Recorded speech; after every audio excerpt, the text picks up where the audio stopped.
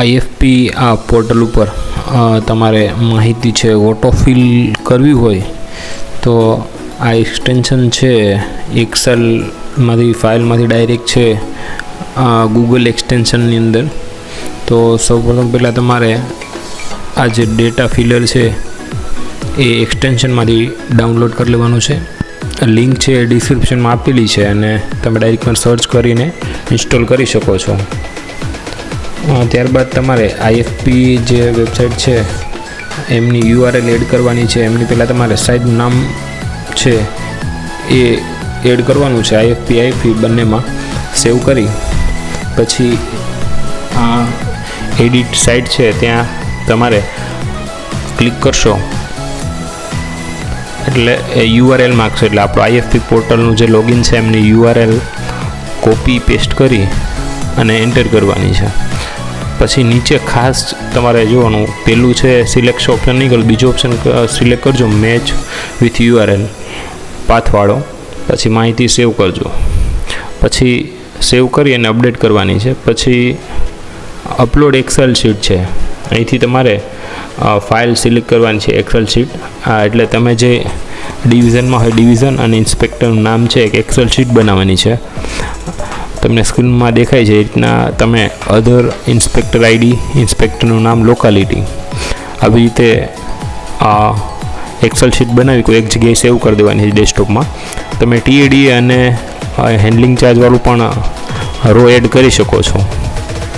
અત્યારે આપણે આ 4 માહિતી છે એ ઓટોફિલ માટે સેવ કરી છે. એટલે એ ફાઇલ અપલોડ કરી બાજુમાં એક્સેલ ડેટા છે ત્યાં એ જે 4 પછી એડિટ ફોર્મ ફિલ ડેટા પર સિલેક્ટ કરવાનું છે. તમે બેક સાઈડ આવી અહીંયા ફેચ છે, ફેચ ઉપર સિલેક્ટ કરવાનું છે. ફેચ કરશો એટલે એક્સેલ શીટમાં જે પણ 4 ડેટા છે એ તમને અહીંયા કોલમમાં દેખાશે. હવે ખાસ એ 4 છે એનું HTML એડ્રેસ છે એ તમારે આપવાનું છે. એ ડિસ્ક્રિપ્શનની અંદર આપેલું છે ને સ્ક્રીન ઉપર પણ દેખાશે. એ ટાઈપ કરી દેવાનું ડાયરેક્ટ અથવા કોપી પેસ્ટ છે એ કરી દેજો. એટલે 4 જે ડેટા હોય એમનું HTML એડ્રેસ ત્યાંથી એ ડેટા એક્સેલ શીટમાંથી એ લોકેશન છે HTMLનું ત્યાં પેસ્ટ થઈ જશે. અહીં તમે વધારે માહિતી પણ એડ કરી શકો. આ 4 છે, 6 પણ વસ્તુ એડ કરી શકો છો. ત્યારબાદ માહિતી કોર્નર ઉપર જઈને અપડેટ કરી દેવાની છે. એટલે બધી ડેટા છે, બધા ડેટા સેવ થઈ જશે. આ હવે રેડી થઈ ગયું તમારું ઓટોફિલર. હવે આપણું લોગિન છે આઈએફપીનું, એમાં કોઈ એક એપ્લિકેશનમાં ટ્રાય કરો તો તમને માહિતી જોવા મળશે. એક એપ્લિકેશનમાં આપણે સિલેક્ટ કર્યું છે, અહીંયા જો તમે જોઈ શકો. સ્ટેપ 3 છે એમની ઉપર સિલેક્ટ કરશો એટલે તમે જોઈ શકો ઓટોમેટિક એ 4 ડેટા છે એ ફિલ થઈ જશે. હવે ઘણીવાર 2 ડિવિઝન માટે માહિતી કરવી હોય તો અલગ અલગ 2 ડિવિઝન અથવા એક PC માટે 2 વ્યક્તિ વાપરતા હોય તો એના માટે પણ ઓપ્શન છે. તો જે એક્સેલ શીટ છે ને એમાં 2 ઓપ્શન બનાવી નાખવાના, 2 ડિવિઝન અથવા 2 ઇન્સ્પેક્ટર. એક PC ઉપર માનો કે યુઝ કરવું હોય તો આવી રીતના 2 પ્રોફાઇલ બનાવી નાખવાની. ફરીવાર ત્યાં જઈ અને એક્સેલ શીટ છે અપલોડ કરવાની છે. અહીંથી ફરીવાર આ પ્રોસેસ છે એ પહેલેથી સ્ટાર્ટ કરી દેવાની.